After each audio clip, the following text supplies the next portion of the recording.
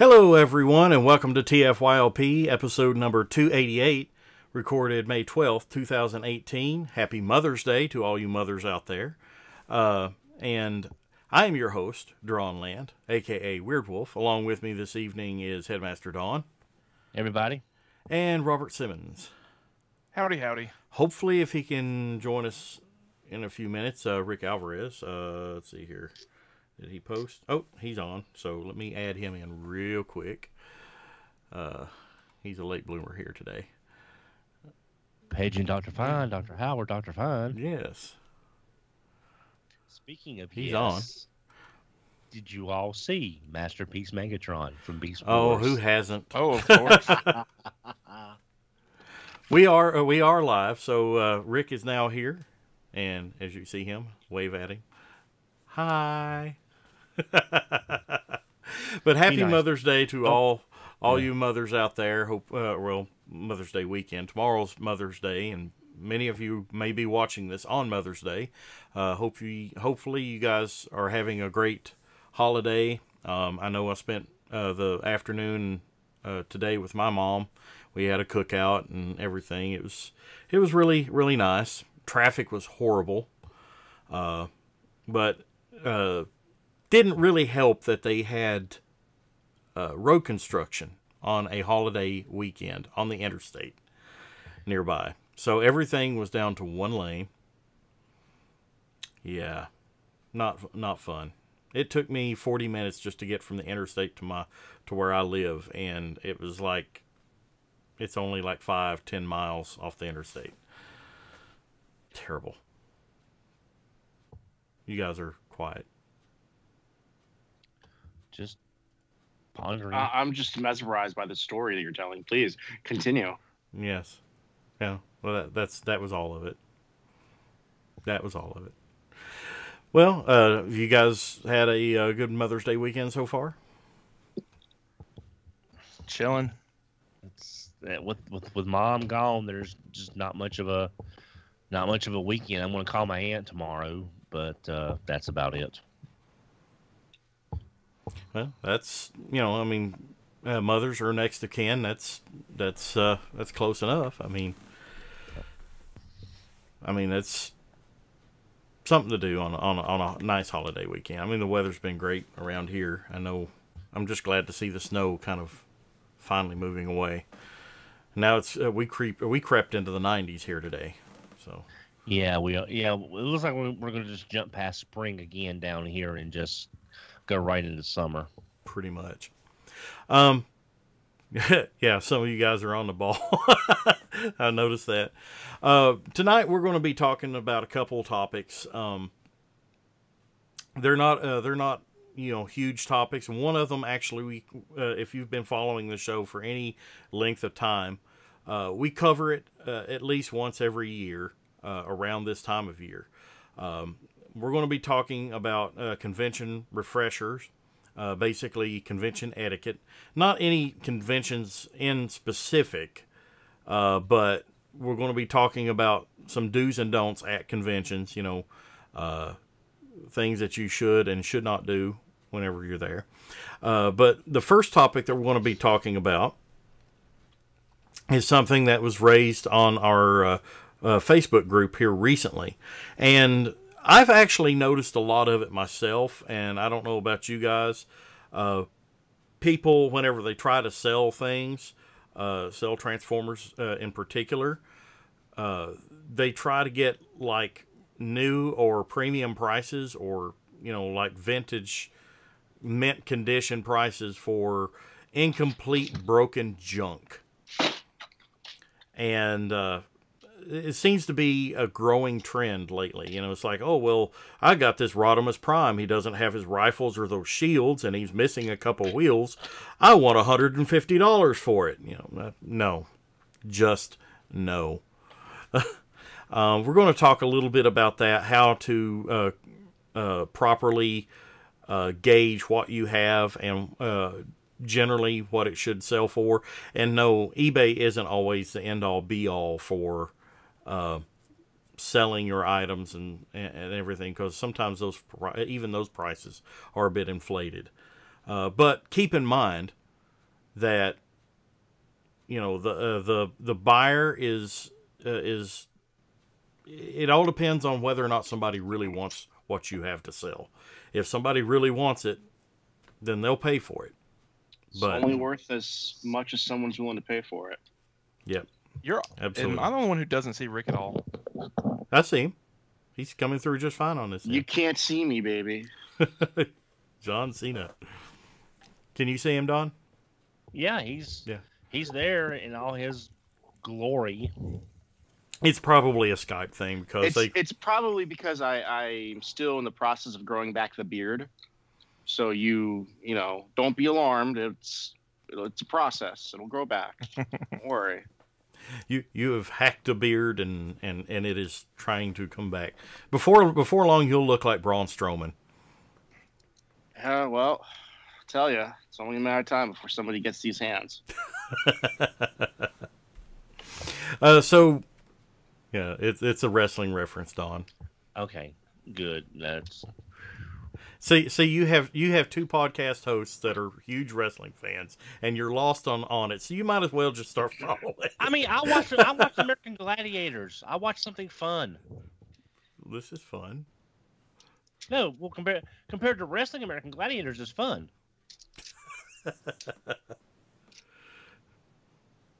Now we can't hear you. Oh yeah, probably because I had it muted. Yes. Yeah. I did it backwards. You backward. Yeah, so, I think ultimately the thing to remember is values in the eye of the beholder. Mm-hmm. I think sometimes people do overprice their stuff because that's what it's worth to them, and I mean I think that's okay. If you want to ask $150 for your garbage, I think go for it. Just don't be offended when no one buys it. Don't be offended when people say, "Hey man, that's overpriced." Just be like, "That's what it's worth for me to sell it." I know sometimes there are items that people have more emotional attachment to. And I mean, I've seen that even from people we're friends with that they'd have them like at their booth at BotCon. And I was like, man, is it really worth that? And they responded, nope. But if somebody wants to buy it from me, that's what it would cost. Well, yeah, I can understand. And that's okay. Just people don't need to get offended on either side. If it's too much for you, say, no thanks, walk away. Somebody says, I'll give you, X amount for it. No thanks, that's too low. No big deal. People take it personally. Yeah, it's one of those if I don't sell it, I don't really mind kind of things, and I think everyone has been through that at least once. Well, that's a special case too. It's like you price something other. It's like if somebody's willing to pay for it, great. But if not, you're happy to keep it. I've seen people's that is literally tried to sell things, quote unquote. They put a ridiculous price on it, not expecting somebody to buy it. And then,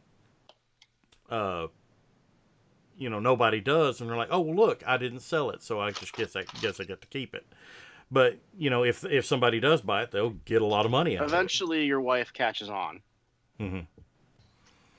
Yeah, that is another reason too.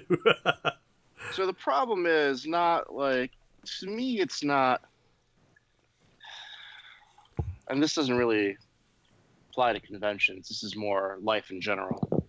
It's not, to me, what you price things at. It's the people who say, well, it's not worth that. And it's the reason behind why they say that. Because let's say you're really just into G1 movie, the 1986 movie. That's all you collect. You don't collect anything else. So when someone presents you with something that's from, behind the scenes, something that's kind of special, and there's only a few of them in the world, and they say, well, this is what is being asked for it, and they say, well, it's not worth that. It's not worth anything. No, that's sort of like, that's not because it's not worth anything. It's just your frame of reference and your particular style of collecting doesn't jive with the item. It is incorrect for you to say, and it's rude for you to say it's not worth anything. Right. No, well, it's just not for you. Yeah. Well, it's sort of like Brett and Proto Man. They love prototypes. Proto Man should go fuck himself. I just want to say that since we're live. They, they like the prototypes. They like these very rare figures. These these prototypes or off colors are only available like in Brazil. Like the mini bots were only available in Brazil in these colors. And to me, prototypes is not worth it for the money. Again, I see why people want the money they want for the prototypes, but like you were saying, Rick, it's from how you see it, and it's the importance to you. Exactly. Is how you're placing value on it. I've seen a lot of very nice prototypes, but I haven't bought a single one that I would want to pay what they're asking for it, despite its rarity. Well, and that's another thing too, is that that they're prototypes, but I think the main issue comes whenever people are trying to sell, like I said at the top of the show, Common stuff. Common stuff that is like either incomplete, the stickers are shit, it might be missing wheels, parts of it are broken, it's badly yellowed, what have you. It's going to need some TLC to get it into a good shape. And I'm not talking about like, it's like, I recently got a G1 Getaway. It's 100% complete. The stickers were not mint, and it was a little bit yellowed. But that being said, those things are easily fixed. I can do several different treatments on the yellowing, and then there's repro labels to replace the stickers, and everything else is in good shape.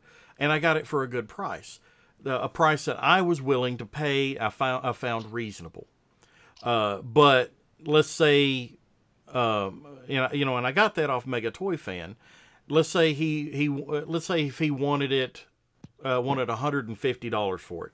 To me, that would be an absurd price for a figure with what I had to put into it. Exactly. I'm gonna give an example. My family used to do antiques. Dad used to do furniture, and we knew a guy, a great guy. He would buy a old antique table, refinish it. He'd pay $25, put all the refinishing work into it, and sell it for $40. Yeah, he made $15, but when you count all the time in refinishing that piece of furniture, it wasn't worth it. And Dad said he wasn't going to spend 9 hours over a couple of days refinishing a piece of furniture and then making $15 on it because it wasn't worth his time to sell that. That's the same thing like you, Joron. With what you had to do to make that figure up to snuff, paying that much for it, plus putting the time and effort and supplies into it, would not have been worth it. So again, it's very subjective. It's like photographs. I've heard people tell me. I've heard people talk about wedding photographers. Wedding photographers, for a wedding can charge $3, $4, anywhere between $3 and I've heard $18,000 for their services. And a lot of people's like, oh my God, that's like outrageous. But if you consider, they might just be standing there snapping pictures, but they're also taking pictures of something that is an endearing moment. Plus, they're taking time out of their weekend. Plus, they have to edit those photos, and it can take many, many hours, depending on how many photos are taken. And if you figure if somebody gets $10 an hour, and you work for 8 hours working on those things, it adds up. So a lot of people don't consider that. And that doesn't even get into the cost of the camera supplies themselves. Exactly. Good cameras are not cheap. And a lot of people think, well, I can take pictures with my cell phone and everything. Well, if you want to take pictures, if you want to take pictures of your cell phone and do what a photographer can do with it, then more power to you. Try it.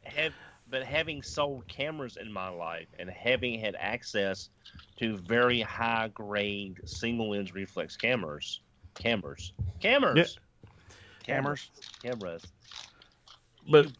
you get what you pay for versus snapping with your cell phone. Yeah. Well, see, I link this to selling toys because it's up to the photographer to set his prices, and he puts the price on what he values his time. He or she puts into Well, because some wedding photographers are female, yes.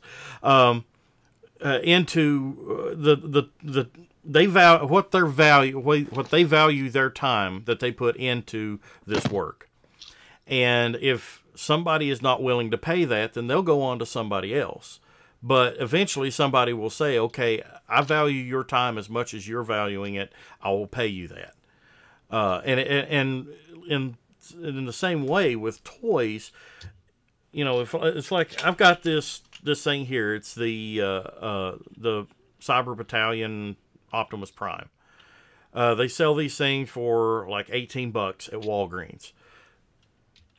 You know, if I was to resell this thing, I don't value this thing too much. It's a desk bot to me. It's not worth a whole lot to me. It's not really worth the $20 I paid for it. But you know, if I were to resell this, I might put $10 on this because I don't value it that much. Somebody else might love it a whole lot, and they want their $20 back out of it, and they'll sell it for 18, almost what they paid for it. Yeah. You know, who's going to argue that though? I mean, you and I might agree on the value, but somebody else may not. Right. Well, now, I think it also boils down to the fact there's a lot of subjectivity. There's also a lot of cold hard facts. You can go you can go over to Ant's page at TF Info. You can look at the figures. You can see it comes with this, and this. I don't have this, and this. And so, yes, it's subjective, but there's also a lot of cold, hard facts that this figure is supposed to have XYZ pieces. You ain't got it. You need to adjust your price accordingly because people are going to have to do like you do, Ron, and find the parts to make it complete. Yeah.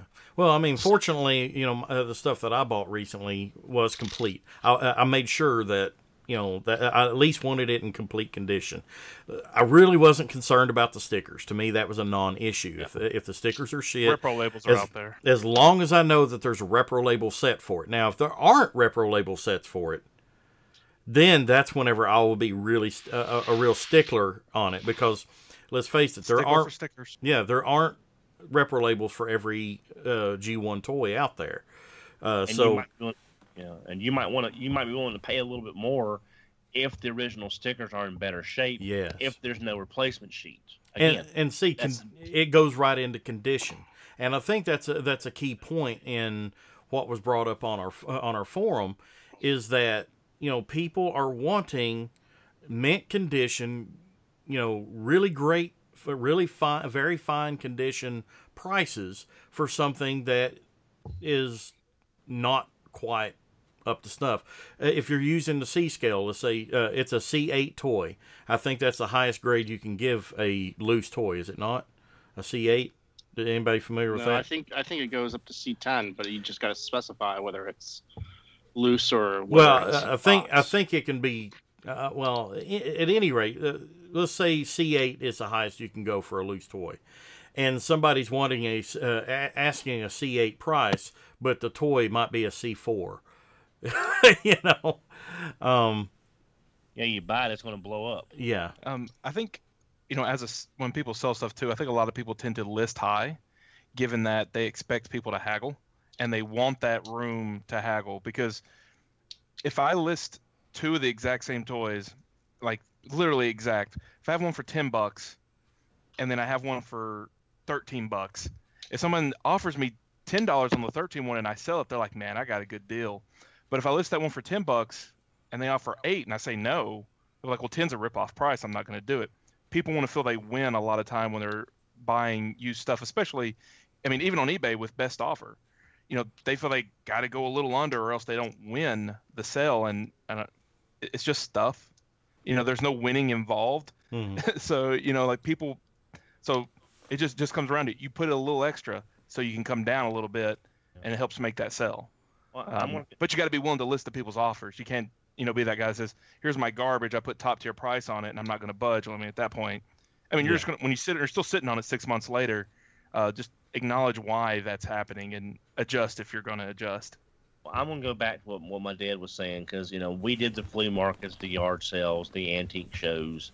You know, that's how I made my living before I started doing regular work. that's back when you could do this for a living in the late 80s, early 90s. And my dad always said, you can always go down, you can't go up. Which is exactly what you were saying. Is you want to leave yourself some room to haggle, to haggle, but not to the point where you cut your throat.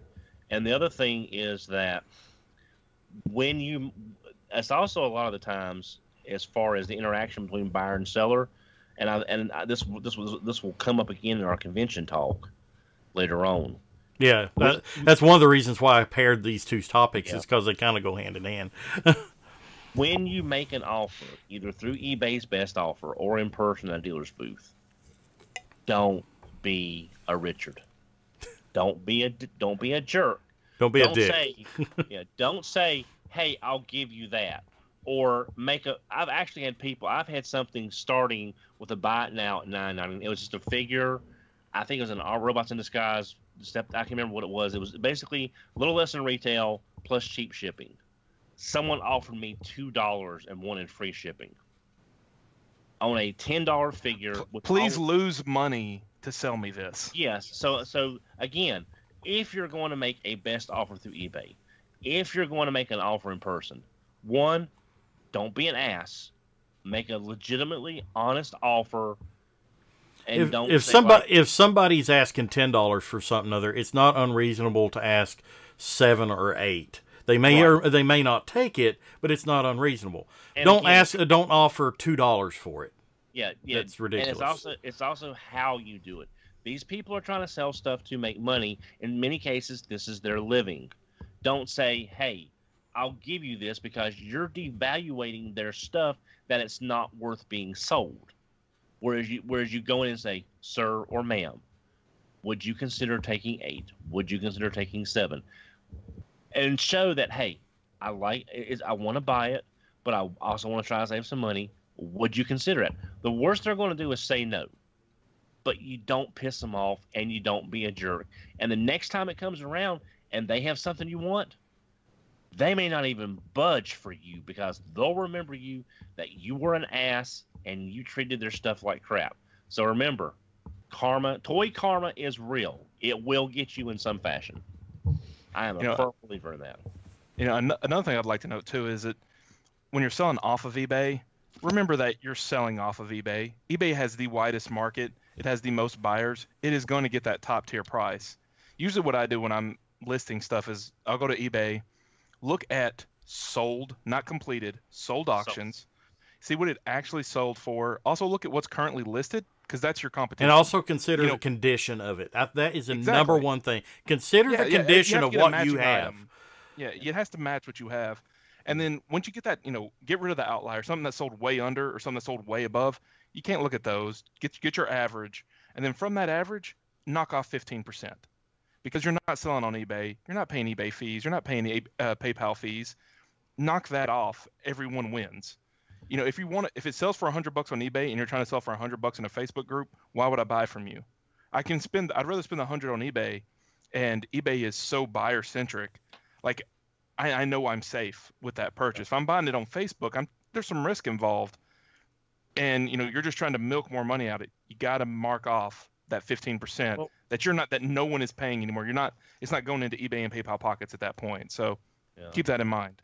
I've actually responded to offers, and I've had people make offers that were fair, but I had a lot more invested in what I was trying to sell for. And I would tell them, look, I'm already losing money, and I've got eBay and PayPal fees on top of that.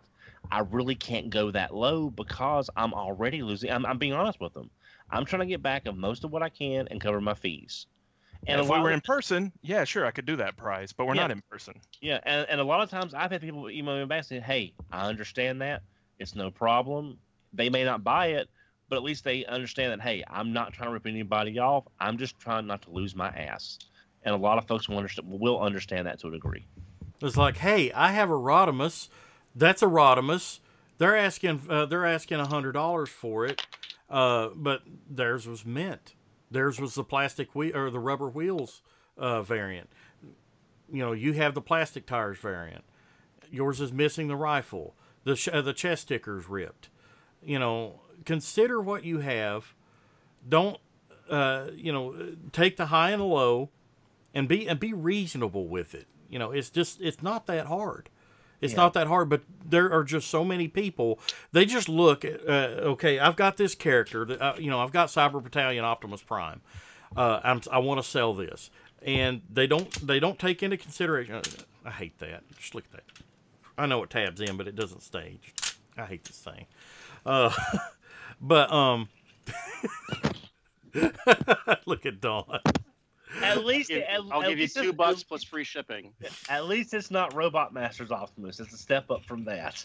Yeah, but people they don't look at it and say, okay, let's say the windshield paint is scratched. One of the rub sign or one of the symbols are gone on the arm. One of the tires is missing. They just look at the fact that they've got that character, they've got that toy. Okay, let's see what it sells for. And I can kind of understand if you aren't, let's say, you inherited somebody's toy collection.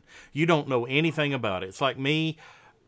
Let's say Don passes away and leaves his entire Visionary collection to me to sell for him and get the most money out of it. And then PayPal him in heaven. No, PayPal, I'm sorry, hell, right. PayPal, whoever with it. But the thing is, I don't know beans about Visionaries. I don't know anything about them. I think I know one character.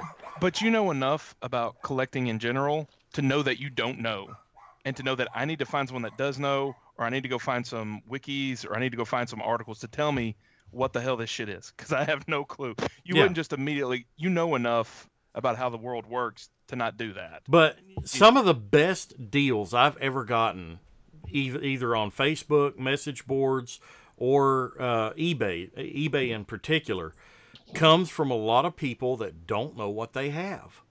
They don't really know what they have. I remember I picked up a nice bone white Jetfire several years ago, and I got it for less than $100 in the styrofoam. Only thing it was missing was the little C-clip that goes on its arm. And is it still white? Oh, I don't have it anymore. I resold it. Okay. I made double my money back from it. Yeah, because it was that pristine. Plus, guess what else? It had the Macross symbol on the wing, and it was a Jetfire. Those aren't as common. But this person sold it as a straight up Jetfire. They didn't consider the completeness of it. They just wanted to unload it.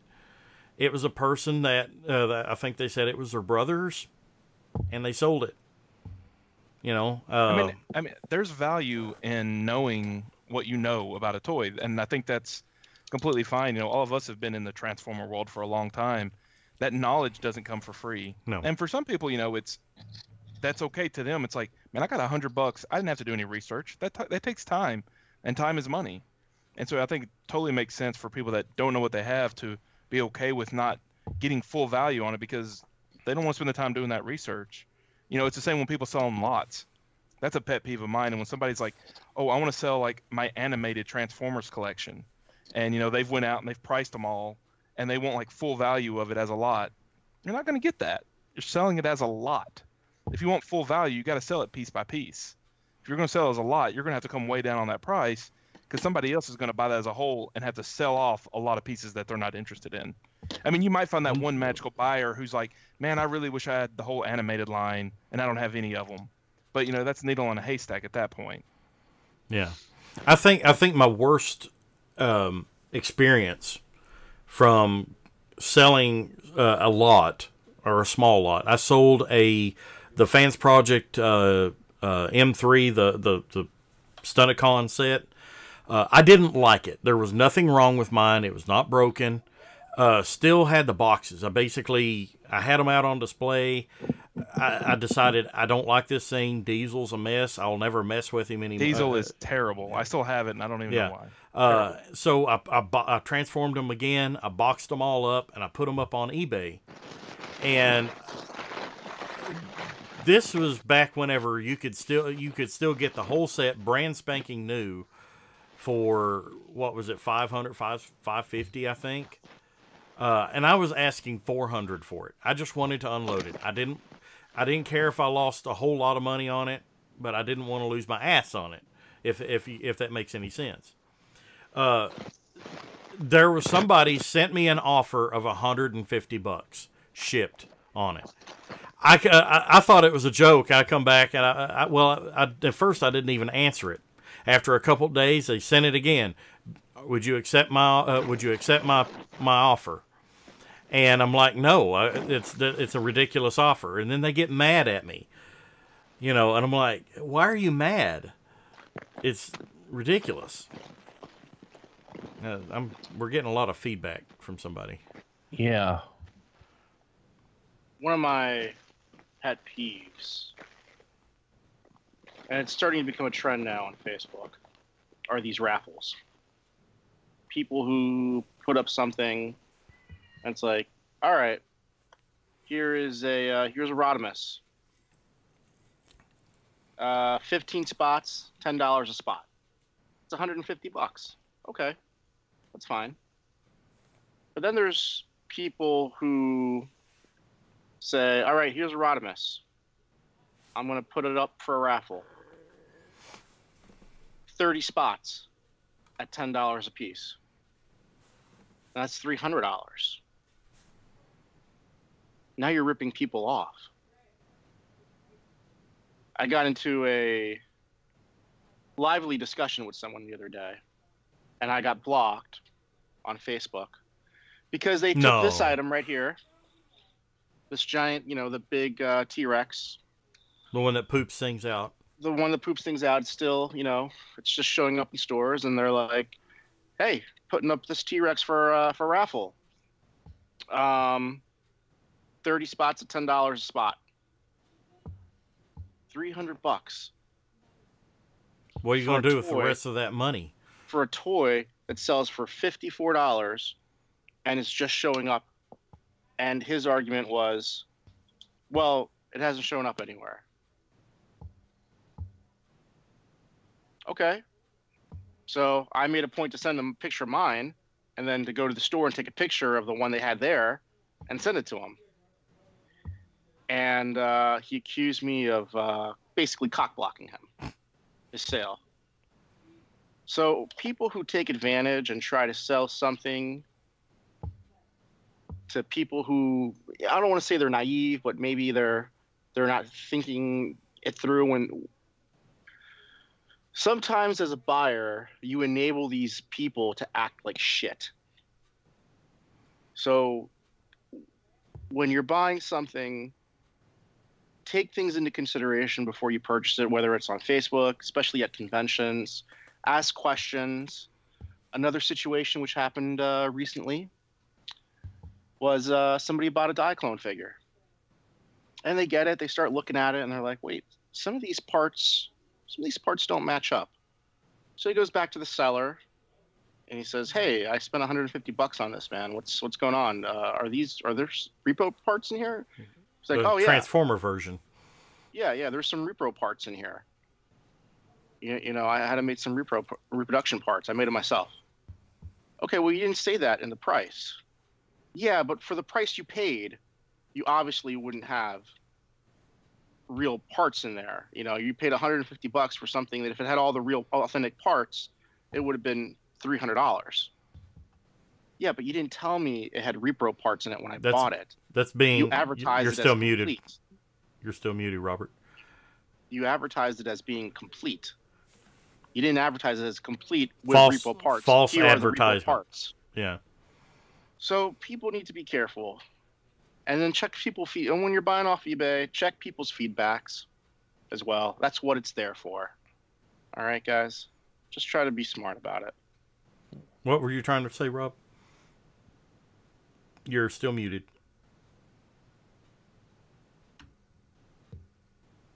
Can we still hear you? Oh, no.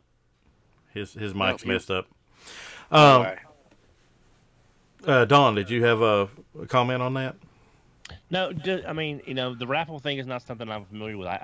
But I don't use Facebook that much except for our news group for keeping in touch for shows and stuff. It's just I've found that Facebook is getting just so hard to manage because everybody cross posts everything and it takes forever to find what you're looking for. So I just don't use Facebook that much anymore.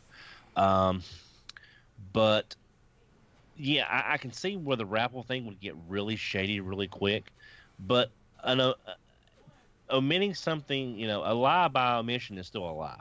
Like Rick, what you were saying, the person ran into. If you say, it's like, well, I never said it wasn't all original. That is like the worst excuse you can use because it just proves you're trying to flim-flam someone. Yeah. Yeah. Maybe we should have thought, maybe in some minor little percentage, like, okay, that's a good price. Why is it such a good price? But you're also not saying, hey, this isn't all complete. So there's a duty to the buyer and the seller because there's enough crap going on in the fandom without adding more to it. So just act like everybody has some damn common sense and not screw this thing up because, unfortunately, I do a lot of eBay because I've never had luck on forums. I've never had luck on Facebook. It's just the way it goes. I loved Crave. I loved when we had Crave. It was so nice to work with them on selling and buying stuff. I never actually got to use them. I saw us. I met them. What was it? BotCon 2011, I think, Pasadena. They were actually there passing out, information. I think they had a booth. And stuff. But I never actually got to use the service. Yeah. It wasn't long after that. I think that they bought out or something. There's running. I won't tell you the theories I've heard. So because I don't want to spread rumor and hearsay, but. It boiled down to basically the traffic wasn't there compared to eBay. But I think over time, if it could have been pulled off, it would have been a good alternative. But, if you're going to make an offer on eBay, act like you got some sense. When you list something, act like you got some sense and make it easy for everybody involved. I think that's what it boils down to. Yeah. Rob, is your audio still FUBAR? You can just nod. Nod and shake your head, yes. No.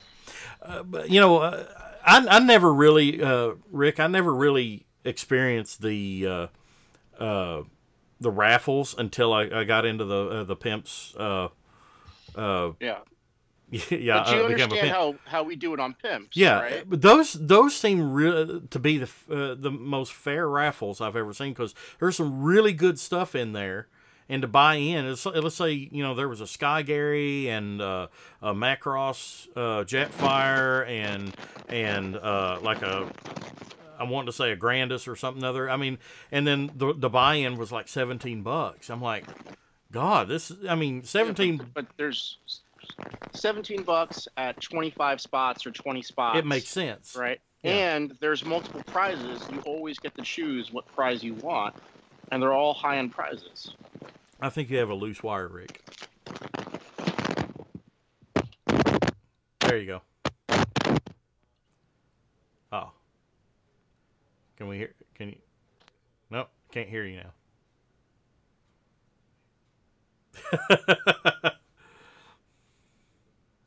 We can't hear you, Rick.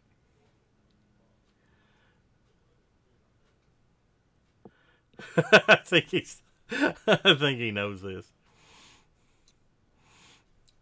Still can't hear it. Now we're here. Test. Yes. I had to switch to my webcam audio. Skype Windows 10 version popped up originally, and it just borked everything. So I'll fix it later. Okay. Anyway, we can hear you. So that's all I got to say about that. But yeah, I mean it's really some good auctions, and but I've never really been a part of a raffle anywhere else. That was the first time I'd ever been a part of a raffle, was in there. Now auctions is a different thing too. Those really have only popped up in the last year or so. And I've watched a couple of yours, Rick. What do you feel about how auctions work?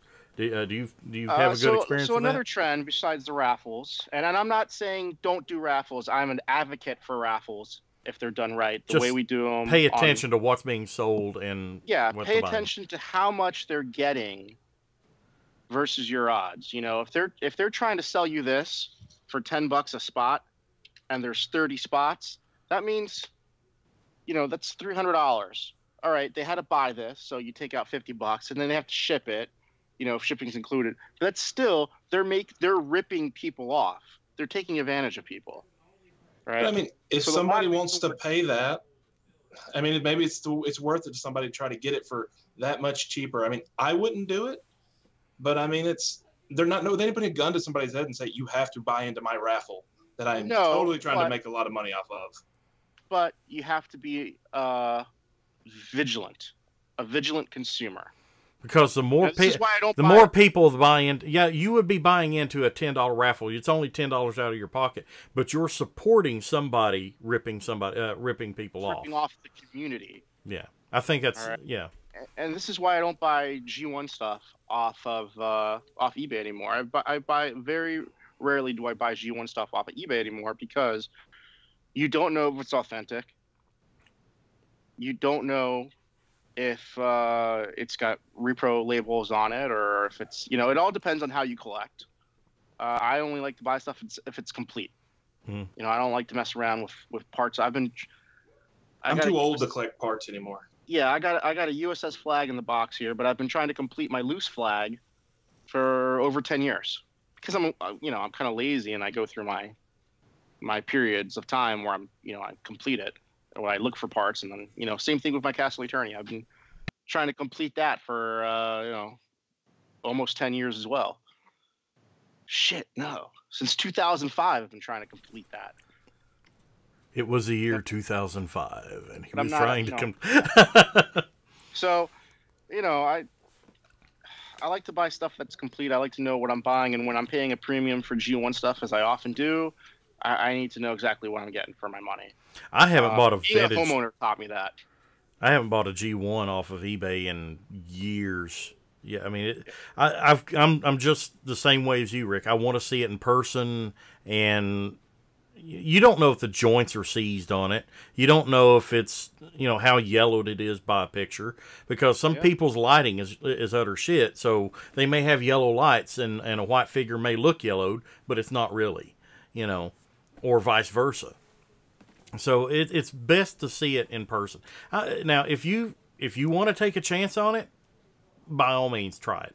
I know people that still buy vintage toys off of eBay. I just won't. It's too much of a risk for me.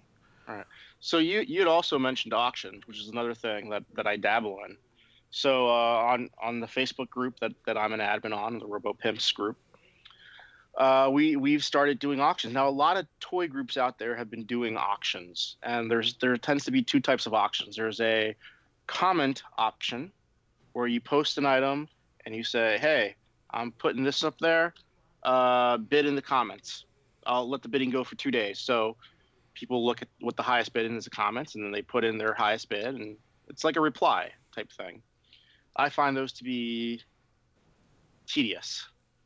I don't participate in those. And I don't encourage honestly, those. I don't see those as very successful either. I don't usually see a lot of those. Yeah. Anymore. So I like doing the live auction. So I'll get on the live auction. I put on a show. You know, I'm very entertainment. I've got that, you know, sexy Spanish swagger to me, and I sell stuff. You may or may not strip during the auction.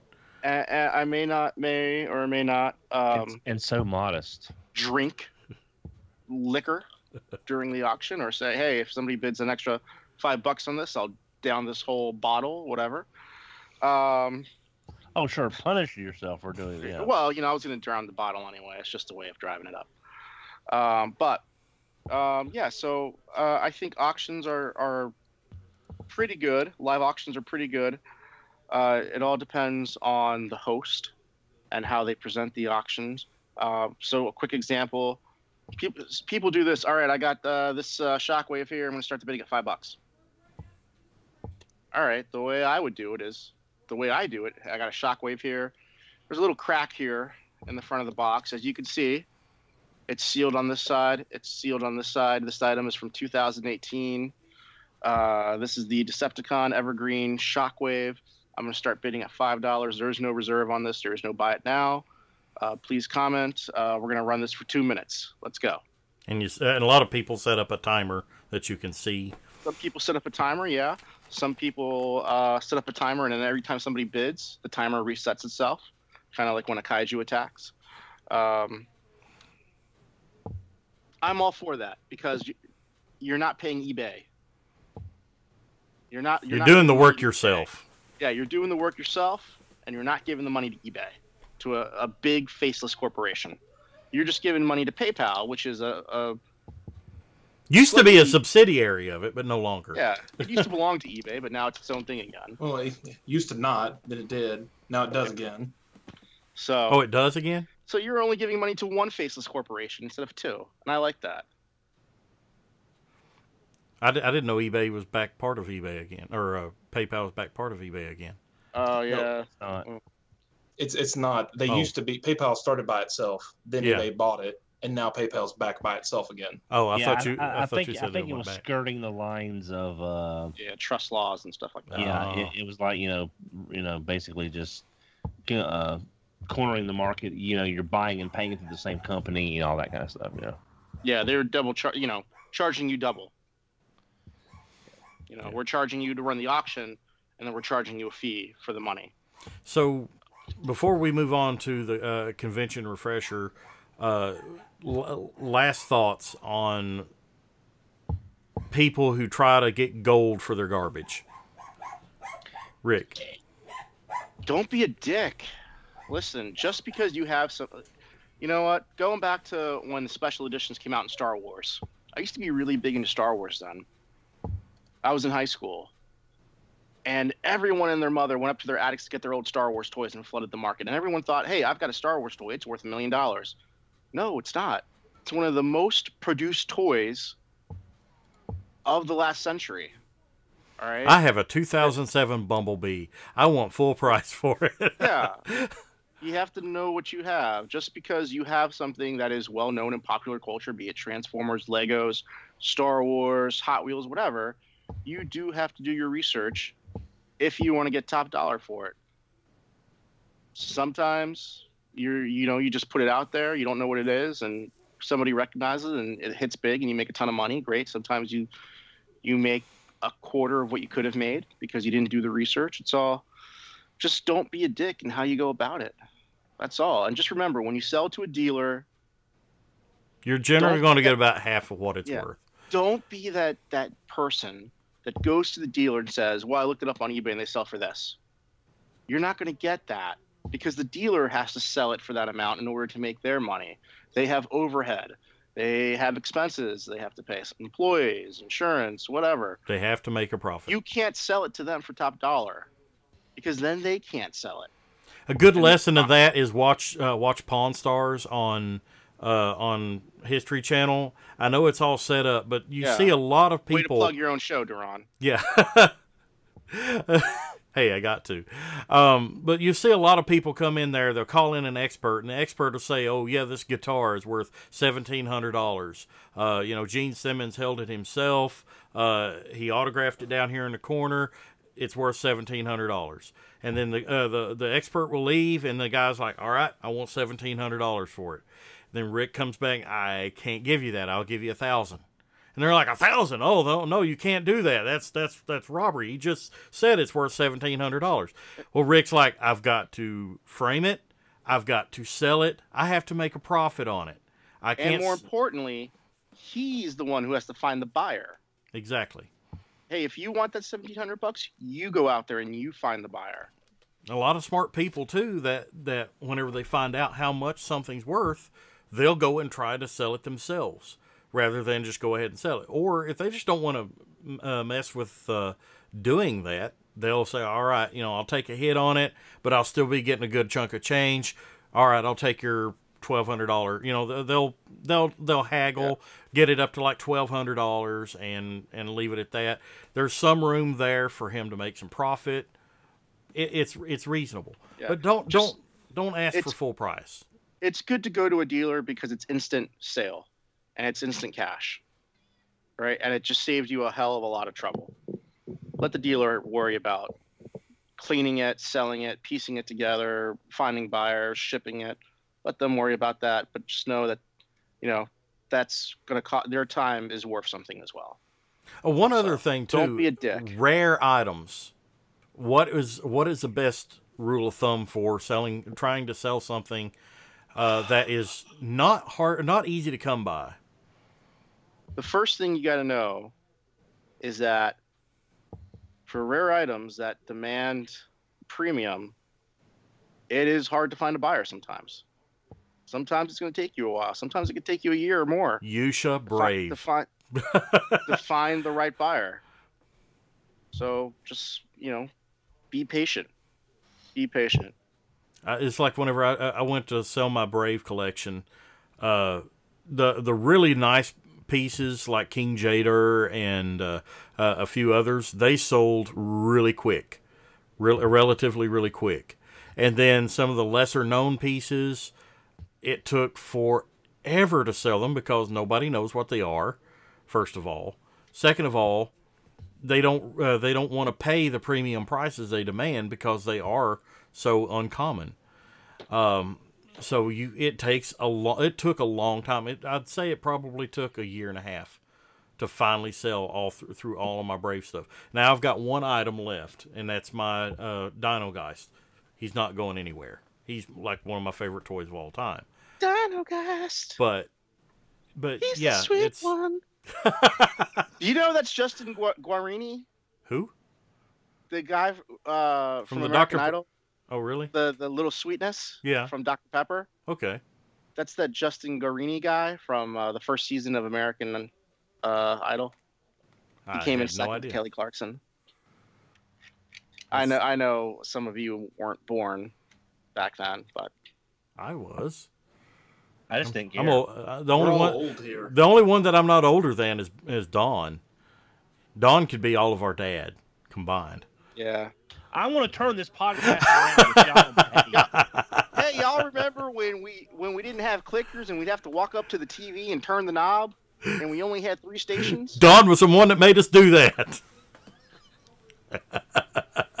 So, Dawn, you have any last thoughts on selling? If you're online and you see an item you want, whether it's a sales thread, eBay, you're in New York and you're looking for a club to go to. Sorry, that's exactly what that sounded like. I get that reference. Go to Dancetron. No, what you want to do, if you would not make... hottest club is Headmaster RC. Yeah. If you are looking at an item online, if you are too embarrassed to make an offer, if that person was in person, like if that person was at a show and you would not make that offer in person to them, don't make it online through the internet, because that's just cruddy. Make a fair offer and, have the chutzpah to be fair about it, and don't say, I'll give you $2 on a $10 toy. That's just, you're being a jerk. That's the internet anonymity has been a massive problem. Better than with doing this. Yeah. We have a great fandom. Let's just try to be better than the lowest common denominator, which is Dawn. Let's be better than GoBot collectors. I'm the oldest common denominator. All right. What about you, Robert? At this point, I'd just be regurgitating what everybody else has said. So I think we got it covered. All right. So let's move on to convention etiquette refresher. Now, a lot of people, that's been listening to the show for a long time, they're like, oh, this again? But, Dawn can attest, I can attest, Rick can attest, I'm sure Robert can attest.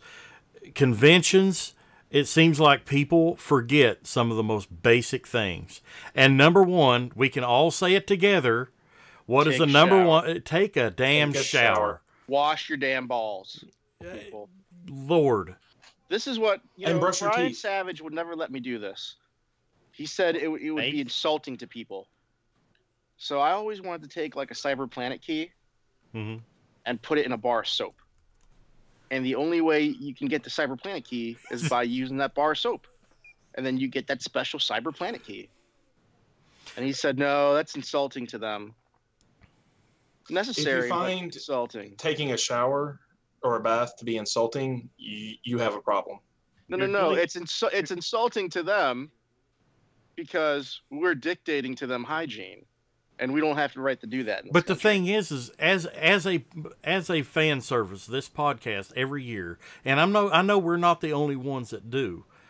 We always remind people this, but then we go to the conventions, and inevitably you're going to be in a line behind somebody that smells like onions or sweat socks because they just either don't wash their clothes, they don't wash themselves, or both.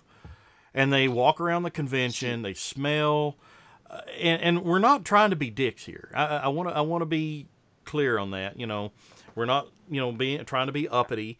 This is something that taking a shower is not uppity. If being told to take a shower offends you, fuck you. Robert, calm down, Robert. Here's the thing. You I take get a shower. it. I used to be young once upon a time. I used to be a young guy. I remember the days where I'd go to BotCon and there'd be like 11 of us in a room. There's only one shower in that room. Not everyone gets to shower. All right. I mean, I can't leave the room until I shower, and I'm an early riser, so I never had the problem. But like, listen, I get it. You're young, you're trying to save money. You're got 10 guys to a room. It sucks, man. It sucks. But listen, do yourself a favor. Don't do it for them. Do it for yourself. You're hearing it from somebody that was actually on convention staff. I mean, how many people did? And another thing, brush your teeth, or at least chew some gum. Because wear deodorant. Brush your teeth in the shower if you want to. I don't care. Listen, just have respect for yourself. That you're in a country that has hot running water.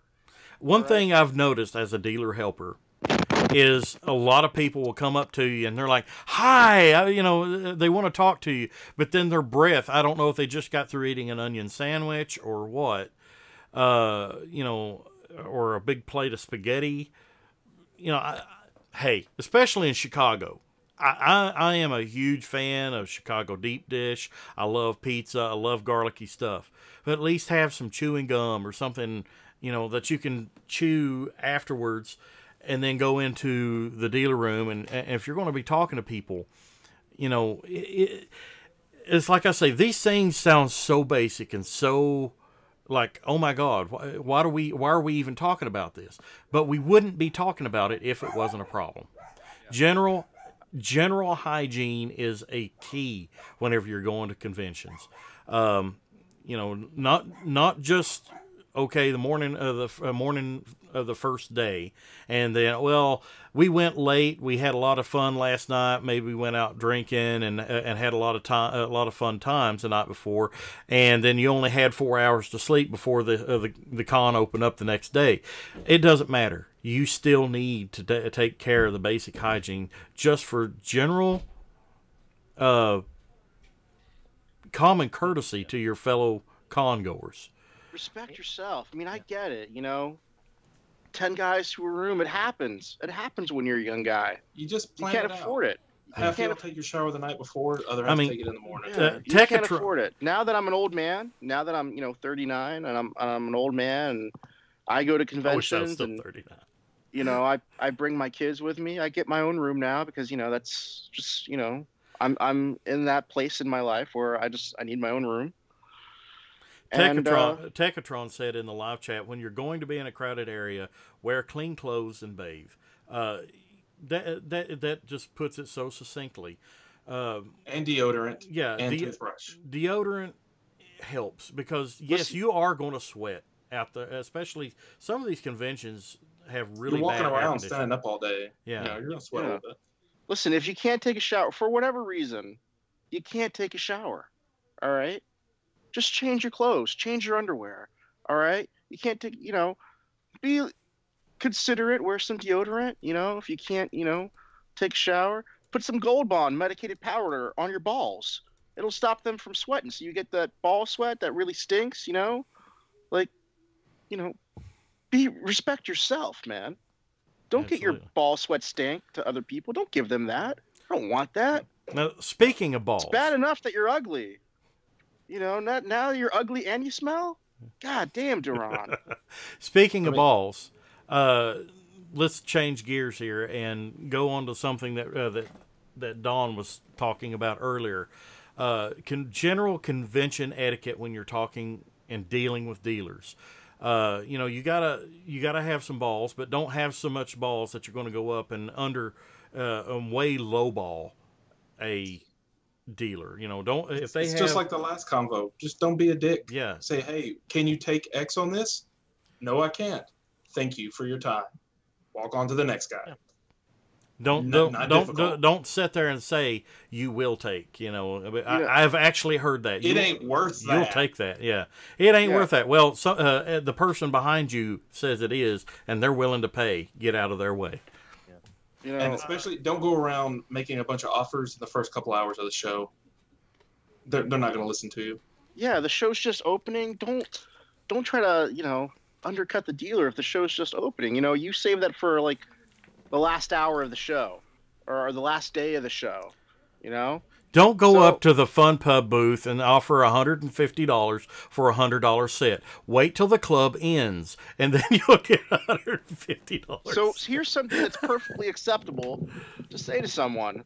To say to a dealer, hey, man, if I buy a couple things, do you think you could help me out? That's perfectly acceptable. You would be surprised how many dealers would say, sure. Now, like a $5 off here or there. Mm-hmm. Listen, when I sell stuff in general, I have a no haggle guarantee. My prices are set. I don't haggle. It's my no haggle guarantee because I don't like to haggle. I set my prices at what I want to get it for, right? But if someone takes a couple things and they say, hey, man, if I buy a couple things, can you help me out? Yeah, because I know I'm going to get more money out of this jerk. So, yeah, you know what? I'm gonna give this... You might not want to tell them that they're jerks. I'm going to give this Everybody's guy a couple jerk, bucks off. I'm going to give this bozo a couple dollars off, so he gives me more of his money. By the same token, with timing, just because it's the last hour of the show doesn't mean all of a sudden that the 50% offers are now valid either. There's generally no time where the 50% offer is valid unless they put a big sign that says "End of show closing, 50% off." Just because it's the last hour doesn't mean they're ready to give their shit away. The best end of show deals I ever saw, and I can't remember what the dealer was, but it was a BotCon in the last BotCon in Dallas. I think it was it 2012? Was it that the one in Dallas that was kind of down in the basement where nobody had cell service? There was a dealer near the front of the room, had a butt ton of Generations toys. And at the end of the con, he's like, make an offer I'll probably not refuse. I picked up like Warpath and a few others, and I just threw out a crazy number. I'm wanting to say I had 4 deluxes, and I said $20. Because, hey, he already had stuff marked down, a lot of stuff marked down 50% off already. So I just threw it out there, and he looked at me and went, sure. 4 deluxe Generations for $20. He had a sign saying, "Make me an offer. I want to get rid of it." He asked for it. That's totally fine. Because he doesn't. The general thing is near the end of conventions, a lot of these small dealers, they don't want to take a lot home because that's a lot of stuff they got to pack up. Or if they sell it, that's less they have to pack up, and more money in their pocket. You just got to be smart about it. But the bigger dealers, they're set up for it. They don't mind taking. They're already got a trailer going home, whether it's half full or 60% full doesn't make a big difference. It really depends on the dealer. Check the vibe. The dealer will let you know what he's willing to do. I've got somebody sneaking in on me. Guys. Hey. What the hell is this? What the hell is this? I got a kiss. Now, one thing I will say is that I have something of a reputation in a BotCon dealer's room. You've all well, you've also got a reputation at the question and answer panel too, Don. When are you gonna make a Headmaster RC with a transforming Daniel figure? Okay. I think fans would really want this. Actually, I did not ask that for the last several years, except for the last one, because everybody wanted me to. But that's beside the point. I don't think everyone wanted you to. Well, most everyone. I would challenge that statistic. Okay, but nobody knows who you are anymore, Don. Us old warhorses, we're old news, man. Yeah. It's a new generation. Hey, Kid J. But anyway, I am going to take you to task on one thing, Rick. When the show first opens, yes, when the show first opens, don't start making offers in most cases. But if it's a big ticket item, and it's, let's say, for example, and Duran, you'll know what this is, the Super Fighter Dagwan gift set with the slipcase that I've shown. You know what that is, and I've shown it to you. Rick knows what that is too, I'm sure. Yeah, I saw that at a BotCon. That's the big three piece. The 2-piece with it's the box that's like the long way. It's a satchel. Looks like a satchel. Yeah, with the handle. Yeah, and a dealer had it for $150. That was the very first thing I saw when I walked in.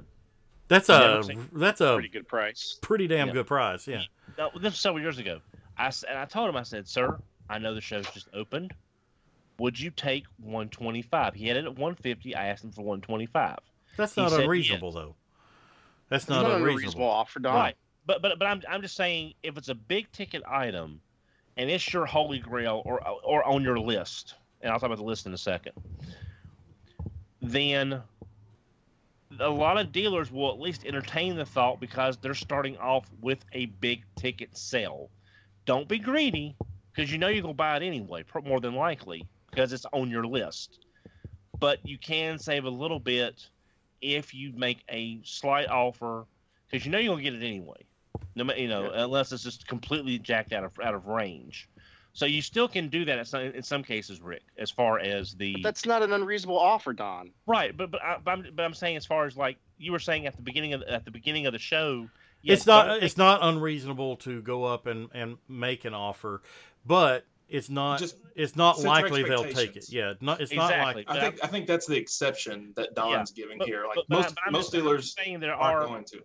Yeah, there are things, but it's never wrong or it's never offensive to make a polite offer, no matter what time of the show it is. Usually early on in a show, I'll make an offer on something, and usually what I'll hear is like, "That's a good offer, but talk to me maybe tomorrow if it's still here." Come back Sunday. Because it's still too early. They want to see if they can move it at the price they're asking. That in and of itself is not unreasonable either. Exactly. Also, from an old convention warhorse, I'll tell you this: before you even step foot in the dealer room, before you even probably get on the plane to go there, you need to have a list of what you're looking for, and you need to prioritize. No. Well, let me finish, Rick, and then you can counter. You need to put down what you're going to find, whether it be new product on the shelf that you can't find due to distribution, whether it be a holy grail that you're still looking for, whether it be, I've always wanted this but never saw it at a good price. If I see it, I will try to get it. For me, that was the Blue Encore Omega. I kept wishing I had bought that, but I never did.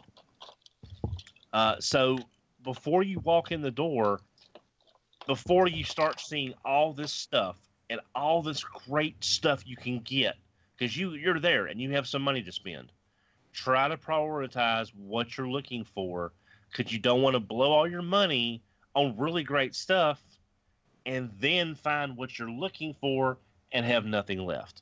Now, that doesn't work in every case, but I'm just saying, if you left with only the 4 things in your 10-item list and you'd be happy, then it's worth it for you to avoid any after-purchase regrets. And I think to go along with that list, make a budget. Exactly. I've known too many friends that, like one guy, he literally wasn't sure, he couldn't eat because he spent all his money on toys. Like, right. You're an adult, man.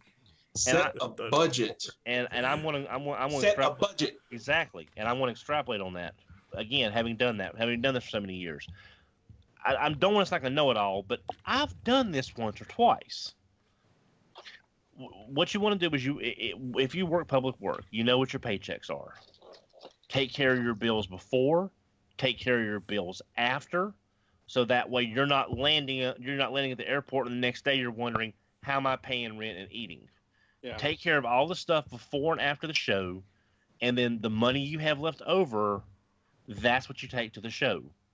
It may not be as much as you want, but you know you're not landing right back into literally hot water trying to pay bills and trying to eat. I admit, but you're an adult, so act like it. I admit early on, whenever I was in my late 20s, early 30s, I fell into this pitfall. I did. But later on, I did wisen up, and I did what you guys are saying. But also what I would do, usually it wasn't a whole lot. I know there's people that goes into a convention with several $1,000s to spend. Me, I never was able to save a whole lot back because, there wasn't a whole lot to put back after I took care of the pertinent things. But usually I would go in with $500, $600, and that was my spending money at the convention. You'd be surprised. There was some really epic hauls that I've brought back from conventions, and not spending a whole lot of money. And if you set a budget, and like you said, I do a list, but I usually keep it short. That way, I'm not looking for a whole lot of stuff that may spread my money thin, especially if I don't have a whole lot of money to spend. If I keep my list short and I look for that stuff first, okay, I look all around the room. My number one on my list has always been a sealed, legitimate American Werewolf in a good in a great condition box. I went into many conventions willing to spend my entire saved up amount of money on that one item. I'd walk around the dealer room. If I didn't see it, I'd go down to the next one on my list. And after I went through the room, looked for the stuff that was on my list, if I didn't see it, then that's whenever I'd start buying. Well, that's a good price on that. I want that. And then just go from there. It's setting a priority and a limit on yourself. I think on that note, it's important too to remember, make multiple rooms around the dealer floor, especially the bigger the convention, higher odds you're going to miss something. I make mini laps around the dealer rooms, and every time I see stuff, like even if I'm not interested, it's just like, oh, I didn't realize that was there last time. How many times you've walked by? Yeah, have you walked by a table and not saw something, and then the second, third, fourth time that you walk by the table, you're like, holy crap, I didn't see that there before. Yeah, all the time. That's what I usually Saturday in a dealer's room is my day to find all the stuff that I'm looking for. And then Sunday, once all the stuff is cleared out or is a little bit thinner in some of these booths, that's when you start checking your boxes, your nooks, and your crannies for all the stuff you could have missed. Because I found lots of good stuff because it was so much stuff in the booth that I never saw, like y'all said, to the next day. So, so plan on taking some time to get off your list, because I found some GoBots that I was not expecting. I found a hang on, he's right here. I found Bullseye, which is not an easy GoBot to find, especially not all yellow with him being that 80s white plastic.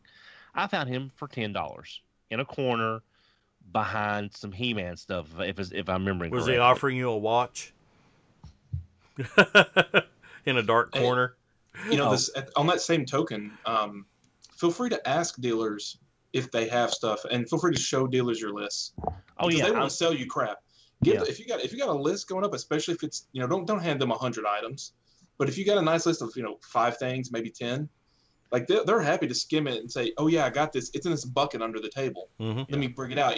Especially crap like Brett's GoBots. done that many times with me. Yeah, because crap like GoBots, they'll throw in a bin and shove it under. They'll bring it to the shows, but they'll only put it out if they get room. Well, matter of fact, I have an example of that. This guy here wasn't even on the table. He had an incomplete one on the table. Yeah, he's in really good shape, 100% complete. And I just said I want a complete skull cruncher. Have you got one? Sure. He dug it out of the bin. Here it is. And that's all you have to do is work with a dealer, and they'll work with you in general. Now there are some buttholes out there. Let's be fair. I've dealt with some butthole dealers. They will not haggle. They would people. Yeah, and they're usually the ones that like to take a lot of stuff back too. I've seen that. They're the ones that they're sitting there in their booth and they look angry all the time because nobody's buying anything. Maybe because you're a dick. Well, you don't have to haggle, and I don't haggle. Yeah. Right. You But don't I have set to- my you don't have things to be a at dick about prices. No. Price. What I feel is price to move. Yeah. And one thing I want to bring up, and that's sort of, it's not really new, but it's something we haven't really talked about that much. Your room-to-room trading boards. I am guilty of this. I am extremely guilty of this because you all have seen pictures of my lists. They go from the top of the board to the floor. That's about 6 feet or about 7 pages, give or take. If you're going to do a list, try to make sure you're not eating up. See, I've always tried to make sure mine was in a corner going towards the bottom, so I wouldn't take up a lot You of should real staple them estate. together where people can flip through it. Yeah, on the or board. yeah. Well, I didn't do that because I couldn't find a stapler that 1 year. I couldn't find so I had to wind up using Scotch tape. I couldn't find a stapler anywhere. But yeah, but also when you use the room-to-room trading board, be polite when you call or leave a message. Again, the same things that apply in the dealer room sort of apply to the trading board as well. So it's a different way of selling and buying, but the same rules apply as well. So just keep that in mind too. Yeah. And now that we don't have BotCon anymore, and TFCon's probably our closest substitute. There's a lot of there's still a lot of smaller conventions. I'd also say a lot of times people go as dealers now, or at least coming to offload some toys. I would drop a note that if you're doing that, or if you're helping someone at the booth, make sure your product is priced and make sure your product is visible. I remember one year, a very popular dealer, old time guy, had his table just with toys littered on it, not even on shelves, like rare Action Masters sealed, just in a pile of garbage, and wanted you to dig through their stuff and charge you top dollar for it. That's not a way to run a booth either. So, if you're going as a dealer, price your stuff and have it visible where people can see it. Absolutely. Any other convention etiquette things that you guys might think of? I got a big one. Okay. I got it. Yeah. And people, I see so few people doing this, and I've done it since year 2 of the second convention I went to. Get a backpack. Oh, Backpacks God, are yes. amazing. And in that backpack, put snacks. You will have a hard time getting breakfast and getting lunch. Dinner's easy because everybody goes out. And you will lose track of time so easy. Get a bunch of snacks like jerky and peanuts and bottled water, and I like gummy bears because I want a sugar fix. Some candy bars, some cheap candy bars from Kroger. Gummy dicks or something. Yeah, put some snacks in there and carry that bitch around with you, and it'll save you. It'll makes organizing your day so much easier. Here's something that I really just don't like. And I am guilty of doing this. I'm guilty by association. Not guilty because I did this. I am guilty by association. You check into the hotel, you got to get all your stuff out of the car, and you put it on the little hotel trolley, and you take it up to your room. Don't keep the trolley in your room all weekend. Yeah, there are people that do that. Trolley. Return the trolley so other people can use it.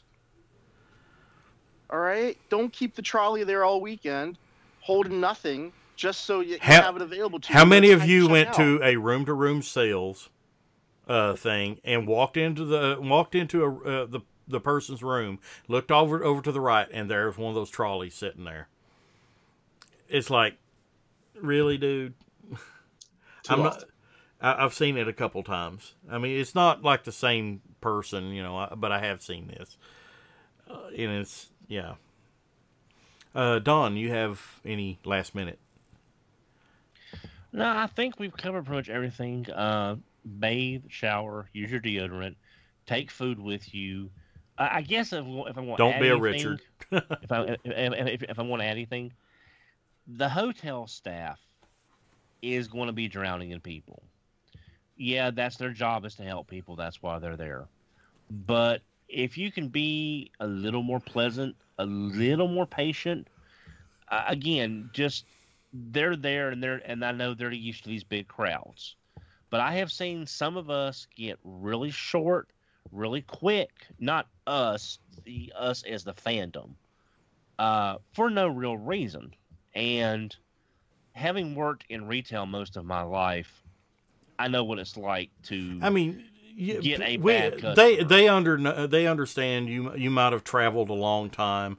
You might be tired and cranky. You just want to get in bed, but that's no reason to be an asshole to somebody. Exactly, because these people are they're in. They've got a lot of people to put up with, a lot of calls from the rooms that's already got people in them. Just try to be a little more accommodating to them, because they are trying to help you. So, and there's that. Yeah.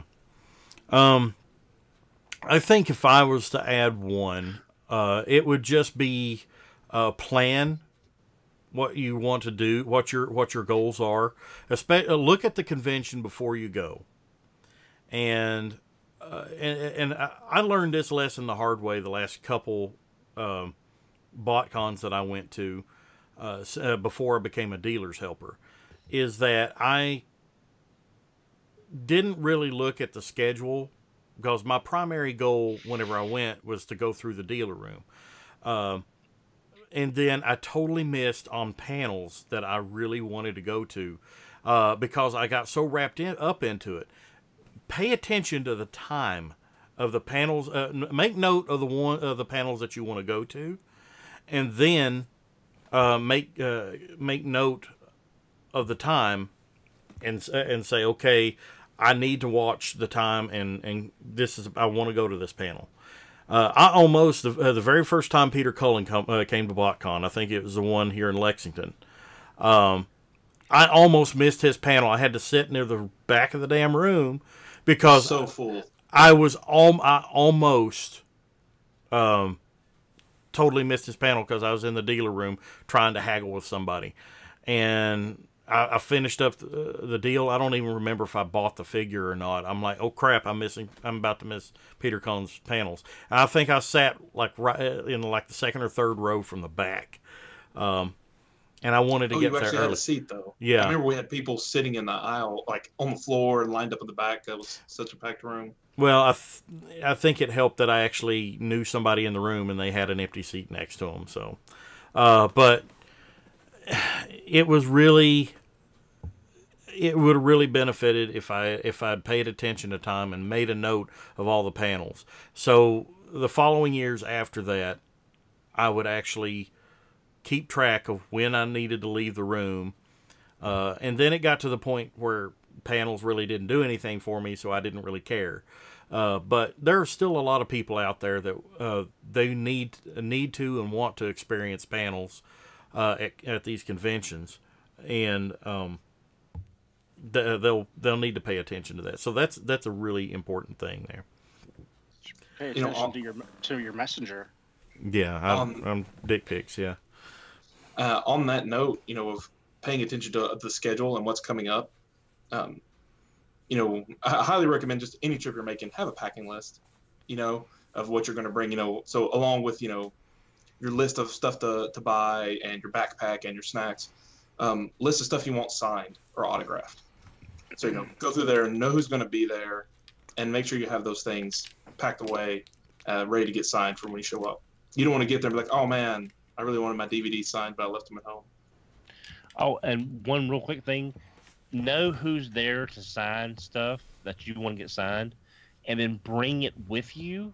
Because if you think about buying something in the dealer's room, that voice actor is there to sign stuff, it's going to be double price. It's going to be a lot, because I had actually never. The first You're year going to pay for that convenience. Yeah, the first year I met Mike McConaughey, because I've mentioned before, I love Cosmos and tracks. Reissue tracks. I paid $60 for one. Yeah. Because I didn't have one for him to sign. I had to buy one there. And I could not find anything to buy for him to sign. And I found a dealer that was selling the G1 trading cards for $1 a piece. And I bought a Cosmos card for him to sign, because that's the only thing because Cosmoses themselves are about $10 a piece at the show. Yeah. So well, yes. that works if you're a dealer too. BotCon 2004 in Pasadena. I was looking for the one. I was looking for something to get autographed. Or maybe I wasn't. I was just looking, and then somebody had the one Action Master I didn't have carded, which was Bumblebee. It was the only Action Master I didn't have carded, and I bought it. And I got it real cheap too. It's super mint, and I got it real cheap too. And I got the dealer. I got it from the dealer. I'm like, I'm gonna go get this signed. And he's like, wait, that guy's here? I'm like, yeah. It's like, oh shit. So either he wanted to get it signed, or he could have charged a lot more for it. I think I paid $50 for it back in 2004, which is a great price. Yep.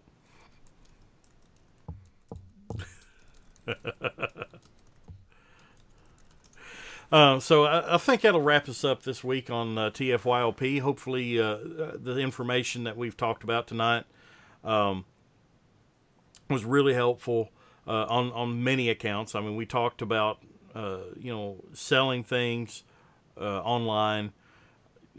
Be smart. Just be smart about it. And again, be smart about going to conventions, and be respectful and considerate of others. We wouldn't be repeating this every year if it wasn't a problem. All four of us here on the show are veterans, as it were, of conventions, Transformer conventions, and we've all seen it. I know many people that listen to or watch this show have experienced it as well. I have to say there has been several shows I've been to recently where people are starting to take note and starting to do this. I know the last TFCon that I went to, there was a distinct lack of smellage around the show floor. That's a positive sign, and people are listening. So just keep it up and follow these simple guidelines, and have a safe and happy con season. Editor's note: this is a live episode that we're doing tonight. Shocker. But next week is my birthday weekend, so it will be a pre-recorded weekend, and I will be having fun with the fam. And I know we're having a Transformers meetup on the day after my birthday. So hopefully, if you are in the Kentucky area, Louisville, Kentucky area, on a week from tonight, feel free to stop in and have some cake and play some cards and eat pie and play with toys. Get your pecs signed. Yeah. Dawn's like, what? Hell no. So if you want to comment on anything that we've talked about tonight on the show, go to our Facebook group at facebook.com/groups/TFYLP. We'd love to hear from you, and tell us your thoughts on anything that we've talked about tonight. And as always, follow us on Twitter at TFYLP. It's the easiest way to get a hold of me directly. And as always, if you love what we do here on TFYLP, which, if you're listening to us and watching us, surely you do, go right up here to the top, and we have a Patreon page at patreon.com/TFYLP. You can help us out, help us get new equipment, pay for our internet bills and server fees and everything that does. Lap dances from hookers and medical bills from Massey attacks, all kinds of things. Hey, do you guys know who this Jason Rye fellow is? Yes. Is he a trustworthy person? Yes, I would say so. Very well. Don, would you concur? I don't know the name. Okay. I Don't worry about I have dealt with Just him. another I would person say you're yes. friends with on Facebook. He's friends with nearly everybody in the fandom on Facebook. They're all just a sea of blank faces. And thanks for everybody wishing me a happy birthday in the chat. I really appreciate that. No, don't you? Did you know that if you say Jesus backwards, it sounds like sausage? Hadn't attempted that. Oh, there you go. Had not attempted that. Check out our sponsors, CapturePrey.com. Great toys, great prices, great service. You can save even more with orders of $150 or more with free domestic shipping at CapturePrey.com.